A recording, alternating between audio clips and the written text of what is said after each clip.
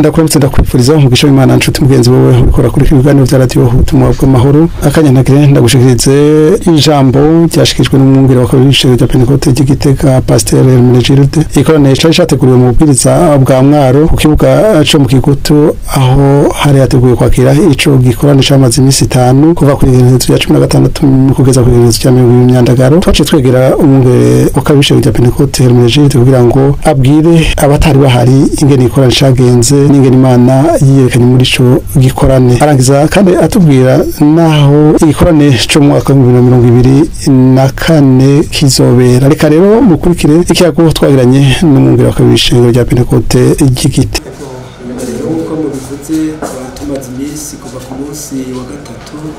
turi hano Mwaro muri iki gikorane cyateguwe na misiyoni ya Gitega ariko ifadikanije n'ishengero rya Pentecote mubwiriza bwa Mwaro hanyuma rero iki gikorane gisanzwe kiri mu nteguro z'ibikorane vya mabiba ku mwaka weze twari twakoreye igikorane ku bwiza bw'ikarera hajya muri ville ya Gitega uyu mwaka rero twari twateguye ko tugikorana Mwaro umwaka uza naho tuzogitegurira ahantu Inyabikere mu ntara ya Karusi tugiye rero kuri iki gikorane cyari kimaze imisi kibera hano Mwaro byukuri twaranezerewe kandi twarashimiye Imana cyabaye igikorane twakiyemo abantu benshi kuko cyabaye igikorane twari twatumiye ububwiriza bwose bugize misiyoni ya Gitega aho twari twatumiye ko ubwiriza bwose butegeza kuzana abaririmbyi 50 ari n'abagize umugisha bararenga hanyuma rero Imana yarakoze cyabaye igikorane cyagutse mu buryo bwo kwakira abantu kubaryamika kubafasha mu bikenewe bya misi yose hanyuma rero muri uyu mwanya turiko turasozera iki gikorane turashimiye Imana yabanye natwe mu nteguro yose gushika kuri uyu mwanya turiko turagisozera ngene rero ikibazo igikorane cyagenze by'ukuri twaranezerewe kandi ivyo n'abantu bose bari muri iki gikorane barabonye ibintu tutari duherutse kubona mu bikorane aho tubona umugisha w'Imana wunguka na cyane aho twabonye ingene abantu bari bagwaye abadayimoni bikubita hasi hanyuma abantu bakabafasha bakabatwara kubasengera kandi tushimiye Imana yo mu ijuru vy'ukuri abari bagwaye barabohotse hanyuma rero twaranezerewe kubona n'ubutumwa bwiza twarose ingene ishengero ryagumye rifise inyota jewe narageze ahantu ariko ndabikurikirana ndaba kabona ngene abantu bihana bisubiriza byabonetse rero ko ijambo ry'Imana ryaguma rikora ku mitima y'abantu bari baje muri iki gikorane none Imana yarakoze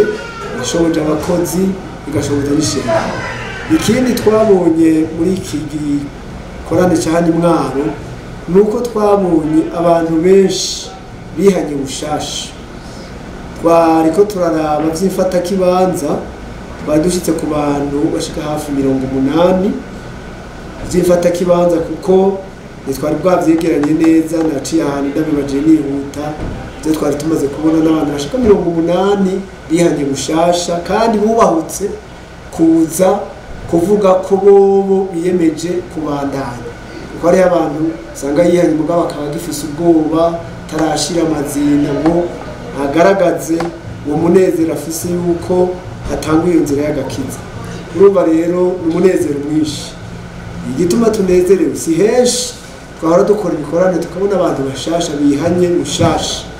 kandi muri abo bihanye bushasha nuko harimo abantu bafise intahe nziza abantu bihanye babonye ic'Imana yakoreye ababo bari baje bagwaye yakoreye ubwabo nyene bari baje bagwaye Imana ikabakiza kababohora bagaca bahita mu nzira nziza yo gukurikira Imana uncamake rero turanezerewe kabisa twabonye igikorane kiri mu mugisha w'Imana cyo bituma turangije dushimira Imana yo mu ijuru yabanye natwe Imana yakoresheje abakozi Imana yahagarikiye igikorwa Imana iduhaye uwo mugisha Yesu nahamwe cyumwe Eko twashimye cyane n'umugore bakoresha mu kakote igitega twizere yuko nico gikorane cyo kizorange bikire naco nyene Imana izoshishikara kubaha ibitangaza bikoreka imitima myinshi ikakira mu Yesu Kristo. Twashimye cyane tumva mutima namwe tora namwe reka tubashimire by'ukuri twaranezerewe ko mwagize akigoro mukaza kugira ngo mukurikirane ingene iki gikorane kiriko kiragenda kugira n'abatashoboye kuba muri iki gikorane bazobone igikorwa c'Imana cyariko kirakorekera Imana. Hanyuma rero murakoze no kutwifuriza umugisha twebwe mu ntumbero twavuze ko ku mwaka tuzokwama tugira igikorane kandi bizoshika tugikorere hajya ku misiyoni mu Magarama ariko ubu twavuze ko twoza turakorera inyuma gato tugiye hariya mu bubwiriza kugira ngo nabari abantu b'inyuma nabo baronka akaryo keza kuko tubigiriye hajya mu gisagara si bose baronka uburyo bwo kuhashika. None rero turabashimiye ingene mwaje gukurikirana iki gikorwa n'ikindi gihe tukazobatera kamo kaze twifurije umugisha mu gikorwa cyanyu Imana ibahezeke.